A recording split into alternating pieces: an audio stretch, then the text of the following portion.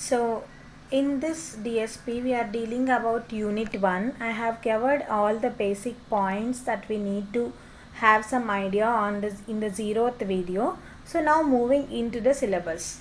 Okay, before going into the syllabus, I am just giving you a brief introduction about the taxonomy of signals. See, the main parameters are amplitude and time here. Regarding amplitude, there will be two constraints, one is continuous and another one is discrete. Regarding time also there will be two constraints, one is continuous and discrete.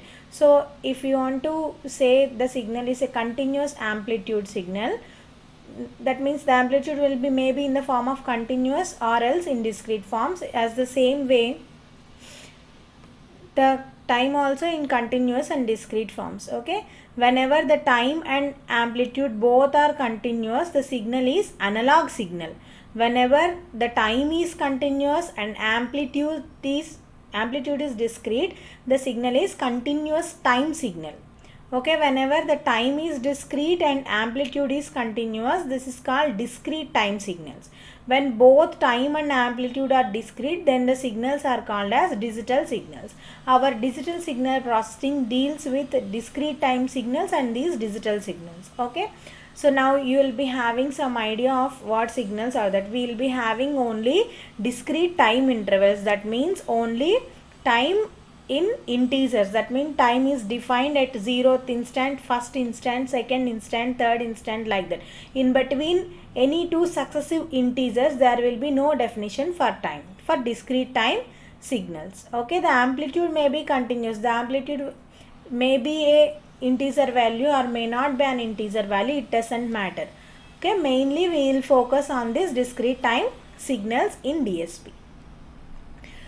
Basically what is a signal means, see here, a signal is a defined as a physical quantity that varies with time, space or any other independent variable or variables. That means simply a signal is a function of one or more independent variables. In previous class sessions, in like in your 8th class or 9th class, you have all seen your algebra. Algebra is a very simple example for signal. See here, s of xy is equal to 3x plus 2xy plus 10y square. Like this, any independent variable, this is a function, that is the variable is t. So these are the examples for signals. Some basic points that we can see. A system is defined as a physical device that perform any operation on signal. So here we will see both signals and systems. Signal we have already seen here. Signal is defined as any physical quantities that varies with time. So now system is defined as a physical device that perform an operation on signal. So example for systems are filters. Filters means they reduces effect of noise and interference, or else if any particular portion or any particular area to be transmitted, we can easily select with the help of these filters. Signal processing is an operation that changes the characteristics of a signal. That means amplitude, shape, frequency of a signal. Okay, signal processing is any operation that changes characteristics of a signal. See, the basic example for this signal processing is amplification.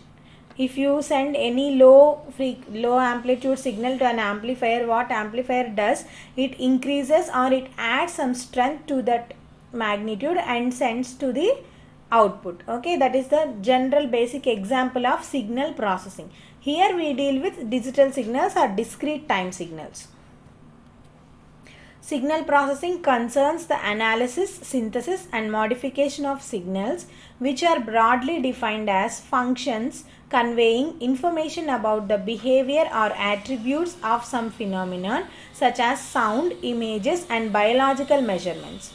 Okay, signal processing concerns the analysis, that means what is happening in the signal, synthesis, how the signals are coming, and any modifications of the signals, okay, are broadly defined as function conveying, see here, information about the behavior or attributes of some particular phenomenon. That means depending upon our requirement, it conveys the information, that such as sound, images and biological measurements. So what are the advantages of digital signal processing? It will be having greater accuracy. Why it will be having these many advantages, that you will come to know whenever you finish the block diagram. This is very cheaper, very easy to store data. Implementation of sophisticated algorithms is very easy. That means many complex and complicated algorithms can be easily implemented here. It is very flexible in configuration. It can be applied to very large frequency signals also, and the time sharing is also important. These are the many advantages of DSP, but there will be some limitations of DSP. Let us see what are they. These are very few. System complexity, whenever if there is a situation to handle many more sequences, here the system will be complex. Bandwidth limited by sampling rate. Bandwidth is controlled by sampling rate. That is one of the major drawback of DSP system, and power consumption is also very high. These are the few limitations of our DSP. So now let us see in which areas this digital signal processing is applying now.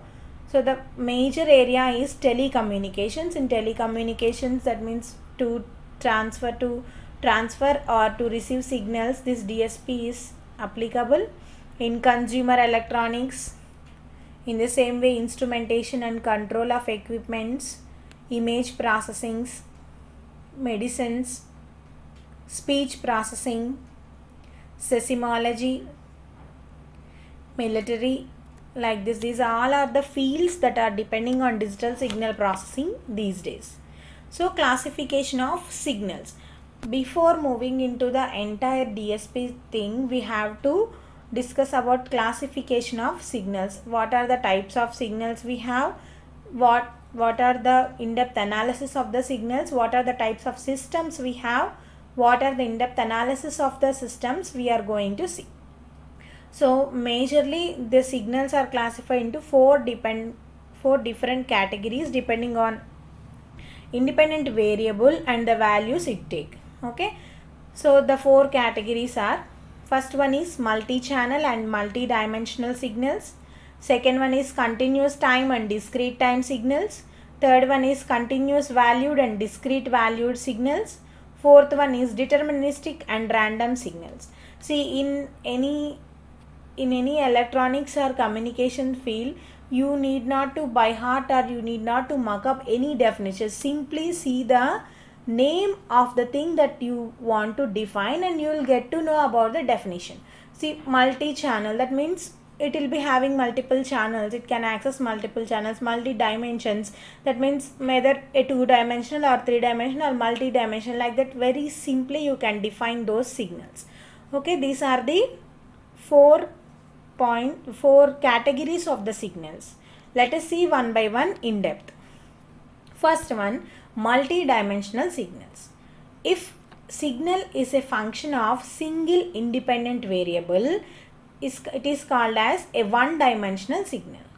If a signal is called m-dimensional signal, its value is a function of m independent variables. That means it will be having more independent variables. That means example for this is a TV picture. A TV picture is a 3-dimensional one. I of x, y, t. If you consider I of x, y, t is a TV signal where intensity or brightness and independent variables x, y and time t. Okay, this is intensity I. It is depending upon the x-axis, y-axis with respect to time t. Okay, multi-dimensional signals. Second one is multi-channel signals.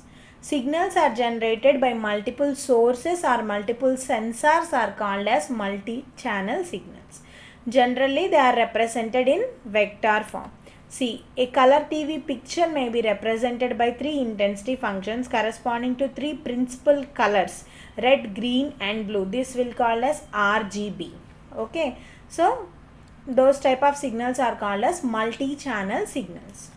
See, here in multi-dimensional signals, I of x, y, t, we have seen this is intensity is depending upon these two, and this signal is coming from red light, green light and blue light. not all colors are red, not all colors are green, not all colors are blue, right? As we all know that this RGB mixture of these colors results in many colors that gives our pure intensity. Okay. So next category is continuous time or analog signals. Continuous time signals or analog signals are defined for every value of time, and they take on values in continuous interval minus infinite to infinite. For each and every value of instant of time, the signal should be defined. Those type of signals are called as continuous time signals. For example, see here, x1 of t is equal to cos pi t. For each and every value of t, if t equal to 0 or 0.1 or minus 0.1, minus 0.5, plus 0.5, for every value of t, the signal exists. Those type of signals are called as continuous time signals. Discrete time signals. These are the main category that we are going to focus, and that where we are going to work on our entire DSP. Discrete time signals are defined only at certain specific values of time. Okay, those certain specific values of time need not be equidistant, but usually they are taken at equally spaced intervals for computational convenience. Okay, example, x of n is equal to e power minus nt. Here if you observe, the signal is represented in n, not t. Okay, the function is n. So rather than calling those signals, we can call them as sequences. In discrete field, we call them as sequences. So x of n is equal to e power minus nt. See, where n is defined as minus infinite to infinite in continuous time, but here the n is defined as 0, plus or minus 1, plus or minus 2, etc. Okay, these are the discrete time signals where the signal is going to define only at integer intervals of time. So next, continuous valued and discrete valued signals. So far we have seen continuous time and discrete time signals. Here we are going to see continuous valued and discrete valued signals. If a signal takes on all possible values on a finite or infinite range, it is said to be a continuous valued signal. That means a signal takes all possible values on a finite or infinite range irrespective of time, whether the time is limited to some portion or whether it is not limited to some portion. Then it is capable of taking every value, then those are called as continuous valued signal. Okay. If the signal takes on values from a finite set of possible values, it is said to be a discrete valued signal. That means only the values are taken only from finite set, because that means that magnitude or else that amplitude is decided only from a particular set. That means whether from 2 to 4, in between those values only, if the magnitude or that amplitude has to be taken, those type of signals are called as discrete valued signals. These continuous valued and discrete valued signals, they don't need any time constraint, whether the time is limited to some portion or whether the time extends from minus infinite to infinite. Okay. Next, generally these values are equidistant. Discrete time signal having a discrete values called as a digital signal. See, a discrete time signal having a set of discrete values is called as digital signals. That's what we have seen now. The process of converting a continuous valued signal into discrete valued signal is called quantization. This point we will see in analog to digital conversions in the block diagram description of digital signal processor. And the final category is deterministic and random signals. As you can directly define these also. Deterministic, if you are specific way function or else if a signal or sequence is specified deterministically, that means if there is an existence definition for that signal, then those type of signals are called as deterministic signals. Okay, if there is no perfect representation of mathematically or else if there is no particular definition of those signals, then those are called as random signals. See, any signal that can be uniquely described by an explicit mathematical expression are called deterministic signals. Okay. So these signals are described by functions continuous variable like speech signals. Now any signal that can be uniquely described by that cannot be uniquely described by an explicit mathematical expressions are called as non-deterministic or random signals. Examples for deterministic signals are speech signals. Examples for random signals are noise signals. So these are the main classifications of signals in DSP. So next we'll move to what is digital signal processing, how it works, like that. Okay. So digital signal processing. Digital signal processing provides an alternate method of processing an analog signal. See, in this world, in this digital world, we have to deal all with digital and we are relying on computers so much. Means if you take this present examples, I am recording this video from the laptop. I am giving my speech signal, which is analog signal. The data you are also receiving is analog signal. In between those two, there is an involvement of digital devices like laptops and mobile phones. So what is happening? It is taking analog signal as input and it is providing analog signal as output. But in between those, we have to interact with laptops. So laptops or else mobiles or any digital devices. So in between these laptops and mobile phones, the communication is happening, the processing is happening, the processing of this analog signal, because our computer don't take analog signals. We know all the language is binary language. In order to communicate with this one, the digital signal processors are very essential to convert our analog signal to digital signal, and then processing happens there. Okay, so these are alternate method for processing analog signals. To process digitally, there is need for interference between analog signal and the digital signal processor. The interface is called as analog to digital converter, ADC. You all are aware of that, analog to digital converters. Okay, you are having this in your LDICA and then your microprocessors. These ADCs are very important and you have come across through. Okay, so next, very simple example of digital signal processing is here. See, whenever if you give a noisy thumbprint image, that means very disturbed thumbprint image, it will send digital image data to computer. Okay, the computer also here sends digital image data, but what is the output here? Improved thumbprint image. That means here some enhancement is happened. Okay, this is the very small example, very simple example of digital signal processing. That means it is taking digital image from the data, it is also sending digital image data, but the main thing is enhancement. Okay, that means from noisy to clarity to improved thing. This is the very basic example of the digital signal processing. So now, what are the blocks that are present in digital signal processing? Means first block is analog to digital converter. Second block is digital signal processor. Third one is digital to analog converter. Analog input signal and analog output signal. As I have told you earlier, this is based purely on analog input signal. This is an alternate system to improve analog signal. Okay, so signal is analog input signal. It is going to analog to digital converter. Here what it takes, depending upon few properties, it converts this analog input signal into digital signal. This digital input signal will be going to digital signal processor. Processing can be of any types, whether it need not to be amplification, it need not to be an enhancement, whether it will be a simple addition or subtraction of both signals is fine.